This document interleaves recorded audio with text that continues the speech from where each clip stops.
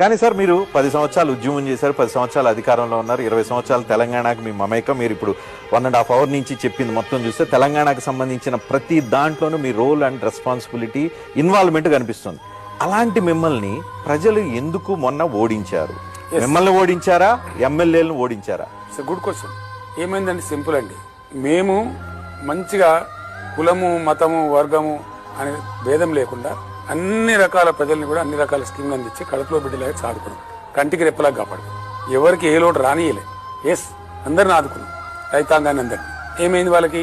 మేము రైతు బంధు ఇచ్చినాం, మంచిగా పెట్టుబడి వచ్చింది, పంటలు కొంటా ఉన్నాం, డబ్బులు వస్తున్నాయి, నీళ్లు వచ్చినాయి, కాళేశ్వరం వచ్చింది, బ్రహ్మాండంగా వాటర్ వస్తా ఉంది, కడుపు నిండిపోయింది, కరెంట్ వస్తా ఉంది, ఇబ్బంది లేదు. దాని మీద కాంగ్రెస్ అడ్డగోలు హామీలు ఇచ్చిందండి. రైతు బంధుకు మేము 10,000 ఎకరానికి ఇస్తే వాళ్ళు 15,000 చెప్తారు. మేము పెన్షన్ 2,000 చెప్తే వాళ్ళు 4,000 చెప్తారు. మేము కళ్యాణ లక్ష్మి 1,00,000 ఇస్తే వాళ్ళు తులం బంగారం ఇస్తామన్నారు. నిరుద్యోగులకు 4,000 గుర్తిస్తామన్నారు. మొత్తం హామీలు వాళ్ళు ఇచ్చిన 420 హామీలు. వీటికి ఏమైందంటే ఒక 1.8% కదా మాకు తేడా వచ్చింది. ఆ ప్రజలు కడుపు నిండింది కాబట్టి అన్ని వచ్చినాయి. ఆడిపోతే మిషన్ భగీరథ వచ్చింది, నీళ్ళు కట్టమైపోయింది, మంచినీళ్ళ బాధ పోయింది, సాగునీళ్ళ బాధ పోయింది, కరెంట్ బాగా పోయింది.